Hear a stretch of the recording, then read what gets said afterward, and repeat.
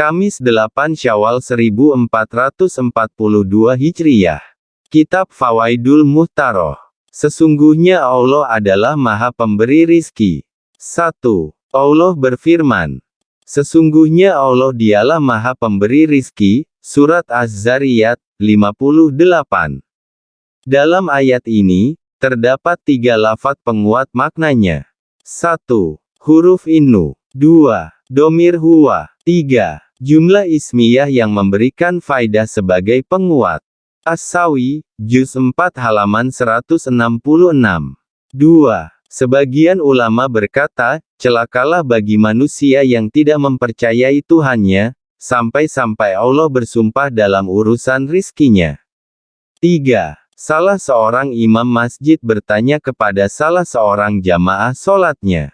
Dari manakah kalian makan? Orang yang ditanya itu pun menjawab, wahai Syekh, sabarlah sampai aku mengulangi lagi sholat yang aku laksanakan di belakangmu, setelah itu baru aku menjawab pertanyaanmu. Al-Liya, Juz 4 halaman 230. 4. Ibrahim Al-Khawas berkata, semua ilmu itu terkumpul dalam 2 kalimat.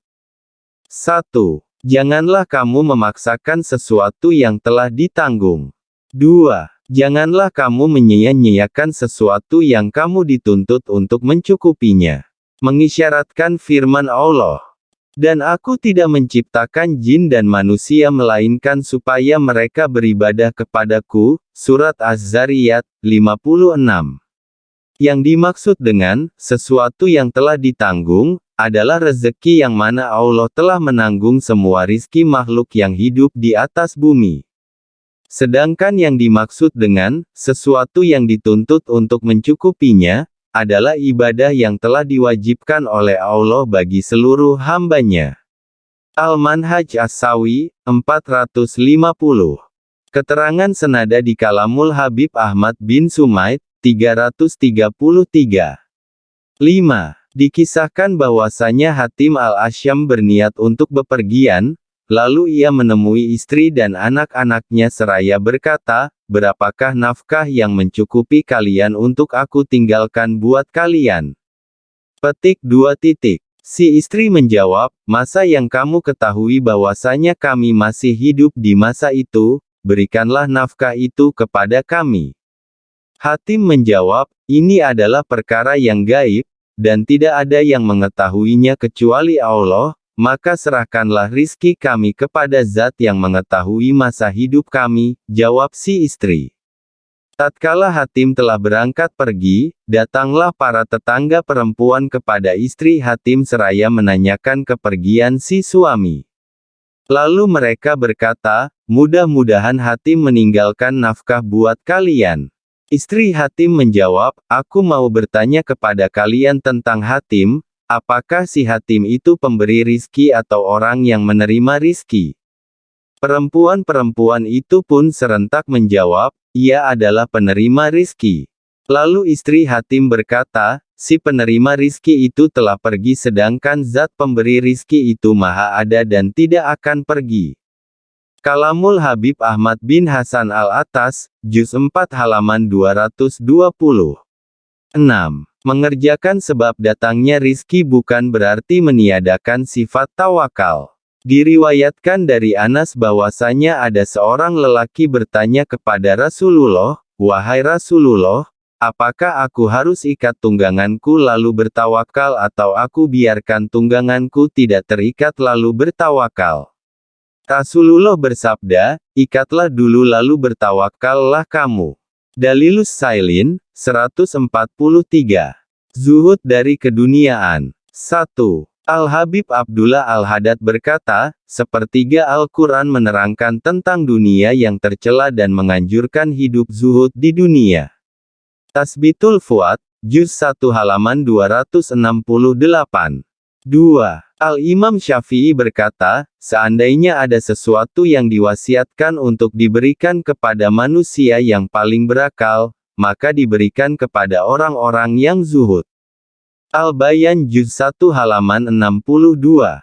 3. Orang yang benar-benar zuhud itu mempunyai beberapa tanda, di antaranya adalah dia tidaklah gembira dengan apa yang dimilikinya dari dunia dan tidaklah sedih atas dunia yang hilang darinya.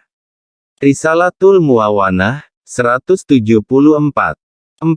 Imam Syafi'i radhiyallahu anhu berkata, sesungguhnya Allah subhanahu wa ta'ala memiliki hamba-hamba yang cerdas, mereka telah menceraikan dunia dan takut terhadap fitnah-fitnahnya.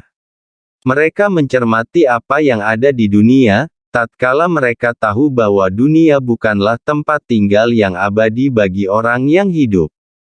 Maka mereka menjadikan dunia bagaikan samudra dan menjadikan amal soleh sebagai perahunya. Tuhfatul Ahbab, 364.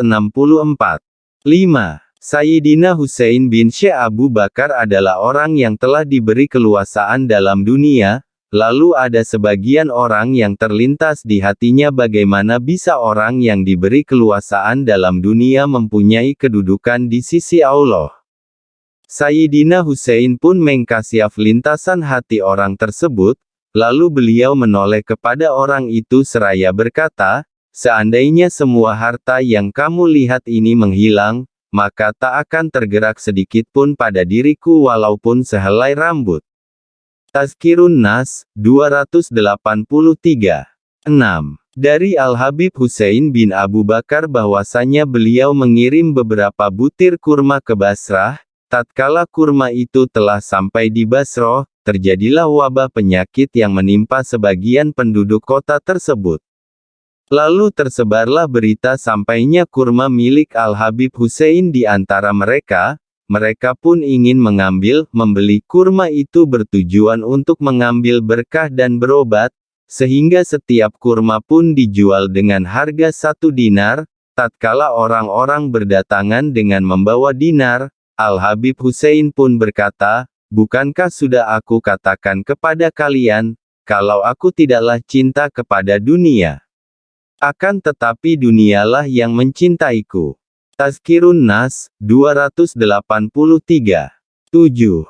Hasan Basri rahimahullah berkata, di antara mereka ada yang memegang dirham di kukunya kemudian bisa memberitahumu berat timbangannya, hal ini dikarenakan dia sangat pandai dalam urusan dunia.